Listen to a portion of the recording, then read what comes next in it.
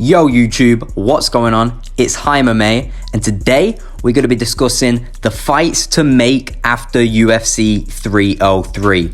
Now listen boys, when I tell you I've cooked on this video, I have fucking cooked. Some of these fights I've not seen anyone mention yet, and they would just be fucking sick. So without further ado, let's just get straight into the video. Okay, so on UFC 303, like I predicted, Peyton Talbot got a first round finish against this French dude.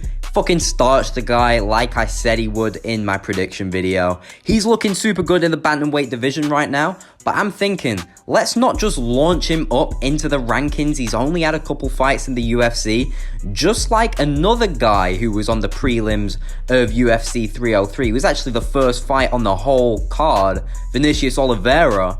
And Oliveira had a sick fight where he was the underdog and absolutely styled on his opponent. I can't remember what his name was, this grappler dude. Bro, my head is fucking jammed right now because of all the names I've been writing down. We had a sick fight. He was doing Rabona kicks in the third round after almost breaking his leg after getting a leg kick checked. He looks like a beast. Peyton Talbot looks like a beast. People are calling his ass brown sugar like he's some sort of gay porn star. I want to see that showdown next. It will be a great fight, and you know it would. Anyway, let's move on further up the card. Okay, someone who impressed me, Joe Pyfer, got a sick finish. He fought Hermansson in his last fight before this, and he lost. Now, Hermansson is ranked 9th. Now, even though, yeah, he's got soy punches and he looks kind of vegan, Joe Pyfer's early in his career. He's not had a lot of fights in the UFC. Now, I'm saying, let's put him up there into the rankings, but let's not throw him all the way up there. Because, you know, let's not put him in the top 10. Let's give him the smallest we can. Let's send in Chris Curtis, bro. Sean Strickland's punch bag. Throwing Chris Curtis, I think that'd be a pretty good fight. I can see Joe Pyfer knocking Chris Curtis's lights out, honestly. But Chris Curtis is a crafty vet, and he has some crafty boxing, man. Look at what he did to Buckley. He's a good fighter. So I think that would be a great fight, and it would also get Pyfer into the rankings, so we could see some more interesting matchups in the future. I think that would be sick for the middleweight division right now, but let's move on further up the card. Okay, here's another fight that I predicted correct for UFC 303. I told you all Ian Garry was going to make this shit boring, man. MVP got fucking smothered. He threw like 6 strikes in one of the rounds, I think. It was fucking boring. MVP lost a lot of hype. So did Ian Garry. This was just a shit fight in general, man. But I think the fights that we could make after this are a lot more interesting. I have a really interesting idea for MVP because there aren't a lot of options for him low down in that welterweight division. And whether you like it or not, the Wonder Boy fight would be boring as fuck because they both just dance around at range with their dicks in their palms. Let's see MVP take on Joaquin Buckley, bro.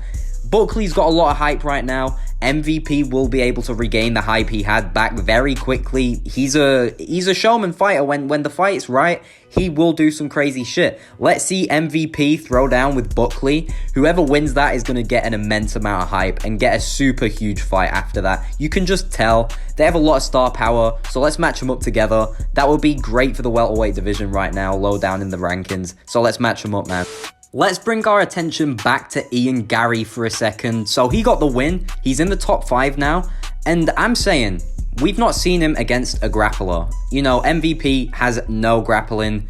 Who did he fight before him? Jeff Neal, not much grappling. Yeah, Neil Magny got some, but not, he's not a grappler. No, he's not fought an out-and-out grappler properly.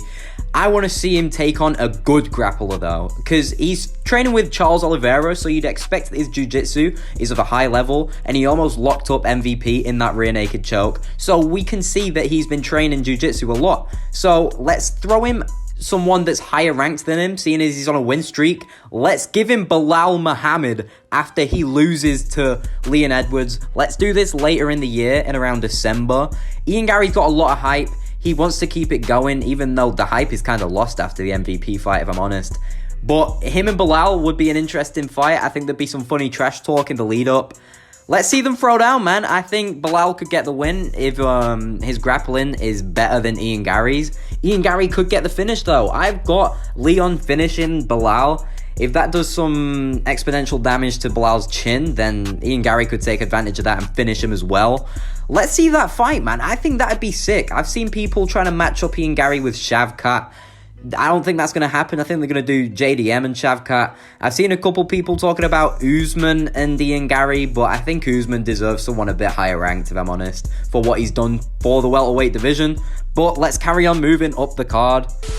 Next person we are matchmaking is Anthony Smith. I picked him, but unfortunately he got delized, aka boringed.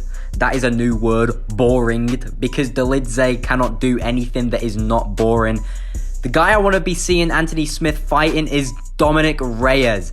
He's on a second win, man. He was on a 4-fight losing streak. He just recently got a win. Let's get him back in the rankings fast. Let's give him Anthony Smith, man. I think that's a winnable fight for Dom Reyes, and I think Anthony Smith is over the hill. Let's let Dom Reyes get back in the rankings and get Anthony out. Next up is everyone's favorite featherweight at the moment, Diego Lopez. Got the win over Dan Ige. I think it was, I can't even remember what the scorecard was, but I think Ige took a round off him, so that's pretty good. Not really good for Lopez, though. I thought he should have finished Ige once I heard about it, but the guy I want to be seeing Lopez fight next is Yair Rodriguez, bro. Tell me that isn't the sickest fight you could possibly make right now. Neither of them are booked to have a fight next. Dana has said he's going to let Lopez fight at the Sphere in Mexico for Mexican Independence Day or whatever it is. Let him fight Yair. They're both Mexicans, I swear. This would be an amazing fight. There'd be tons of hype. It'd be great for the Mexican people. It would just be fucking sick. And I think that it's one of the most fun fights you can make at the division. You have Yair Rodriguez, an amazing striker, some of the sickest kicks in the game, and then you've got Diego Lopez, a fighter who has some amazing stand-up as well as some nasty jiu-jitsu. I want to see that showdown. I think that is a fight where Diego can win and blast himself up the featherweight rankings and get himself in the title talks. It would be amazing. I really want to see this fight happen. This fight, the idea of this fight is what made me make this video. It is just, I really need to see this fight. I really want to see it. Okay, enough fooling around, boys. I know what fights you came and clicked on this video to hear about. It's Pereira and Yuri's next move. Pereira melted Yuri like I said he would. Amazing head kick. Very sad for Yuri, but I know what you should do next. Let's see Yuri versus Ankalaev next. I was going to say I wanted to see Yuri versus Jamal Hill, but I think Ankalaev needs to have this Yuri fight to actually earn the title shot, because I've heard way too many people saying Ankalaev deserves a title shot.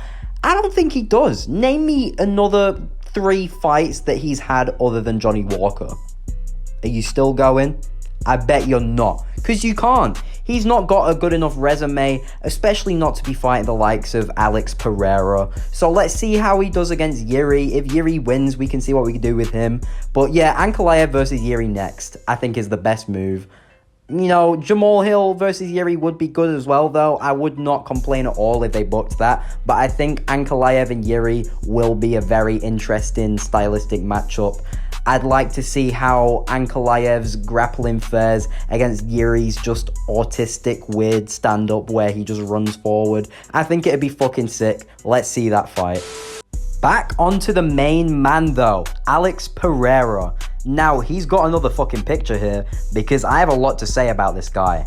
I don't want to see no bullshit fucking Alex Pereira-Ankalaev match next. No! Let's see the showdown of the 2 greatest of all time. Now, obviously, Alex Pereira wouldn't really be the greatest of all time if he won this fight, but the UFC would market it that way. They would market this fight as the greatest of all time is the winner. You know, if John Jones wins, he's the greatest. If Alex Pereira wins, he dethrones John Jones as the greatest of all time. And I think Pereira could possibly do it. I don't know if John Jones' chin is going to be able to hold that left hand, especially not if he's bulked up and he's fucking looking crazy, because Pereira is a different beast, man. Now, if it gets to the ground, I can see John Jones fucking submitting him, but I don't know, man. This fight is just so sick, you can't not make it. I know Aspinall deserves that title shot, but Dana White has done crazier shit than fucking putting Alex before Tom Aspinall before now. He's literally putting Stipe before Tom. That should tell you enough. And I would just love to see this matchup. It would be one of the biggest and should be the biggest fight of all time in any combat sport if it does take place. I don't think it ever will, but if it did, it would be the greatest sporting event of all time. And I stand by that statement, boys. Now, of course, this matchup would only really make sense if Jon Jones beats Stipe and doesn't retire and says he wants another fight, but turns down Tom. So it would be just a crazy set of events that would lead up to this fight getting made. But I would still love for it to be made, man.